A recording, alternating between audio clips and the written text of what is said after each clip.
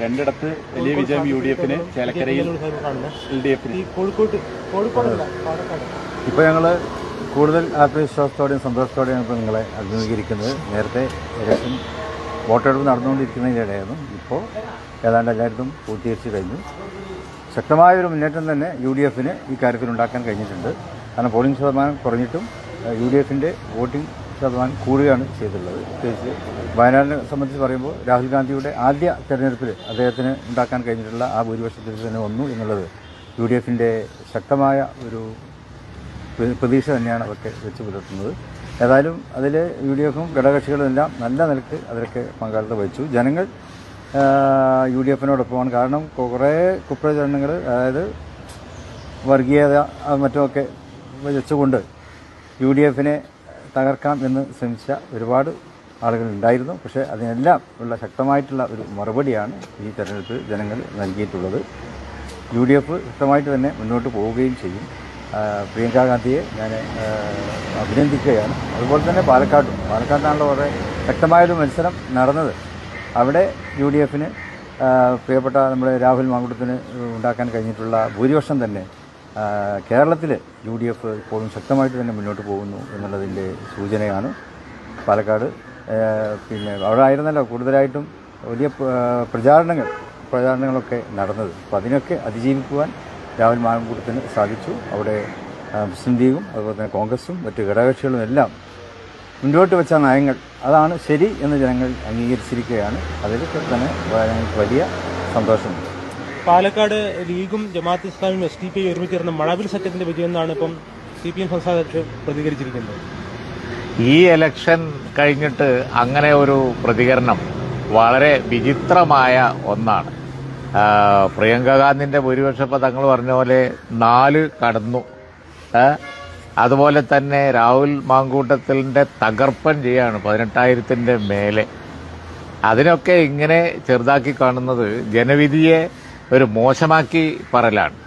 1-2 പാർട്ടികളുടെ പേരും പറഞ്ഞിട്ട് അതിനെ ഇത്രയും വലിയ ഒരു തകർപ്പൻ ജയം UDF-നുണ്ടായത്. ചേലക്കരയിൽ വോട്ട് കുത്തനെ കുറഞ്ഞു, UDF-ന്റെ വോട്ടുകൾ കുത്തനെ കൂടി. ഇത് UDF-ന്റെ ഒരു തകർപ്പൻ ജയത്തിന്റെ ഒരു കഥയാണ്. അവിടെ അതിനെ ചെറുതാക്കാൻ വേണ്ടി ഇപ്പോൾ CPM ജനറൽ സെക്രട്ടറി ഗോവിന്ദ മാഷ് പറഞ്ഞതൊക്കെ ആളുകൾ കേട്ടാൽ ചിരിക്കുകയുള്ളൂ, അല്ലാതെ വേറൊന്നും ഉണ്ടാവാൻ പോകുന്നില്ല. ഇവിടെ പിന്നെ എല്ലാ കുപ്രചരണങ്ങളും ഇപ്പോൾ പാലക്കാട്ട് ഇറക്കിയ ആ സപ്ലിമെൻ്റൊക്കെ ഒന്ന് ആലോചിച്ച് നോക്കിയേ. അവർക്ക് തന്നെ ആകെ പരിഹാസ്യരായില്ലേ, വേണ്ടില്ലായിരുന്നു തോന്നുന്നുണ്ടാവും. കടുത്ത വർഗീയത പ്രചരിപ്പിച്ച് അതുപോലെ തന്നെ എന്തെല്ലാം കുപ്രചരണങ്ങളാണ് ഈ ഇലക്ഷൻ കാലത്ത് നടത്തിയത്. ഒരു കാര്യമില്ല. കേരളത്തിലെ ജനങ്ങൾ എല്ലാം തള്ളിക്കളഞ്ഞിരിക്കുന്നു. UDF-ന്റെ വിജയഗാഥയാണ് ഈ തെരഞ്ഞെടുപ്പിൽ ഉണ്ടായത്.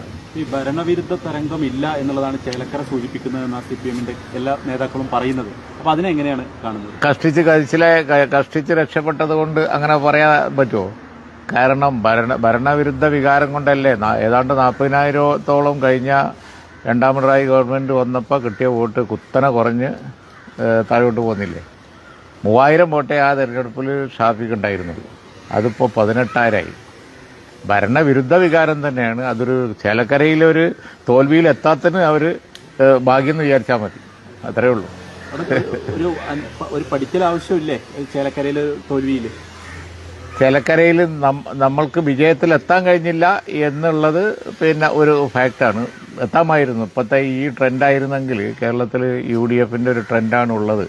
അതുകൊണ്ട് അത് പഠിക്കേണ്ട കാര്യം തന്നെയാണ്. പക്ഷെ എന്തായാലും ശരി, UDF-ന്റെ ഒരു തരംഗം ആണ് ഈ തെരഞ്ഞെടുപ്പ്, യാതൊരു സംശയവുമില്ല. പ്രിയങ്ക ഗാന്ധി ഇപ്പോൾ എത്ര കുറഞ്ഞ പോളിംഗ് ശതമാനത്തിൽ പോലും 4 കടന്നു.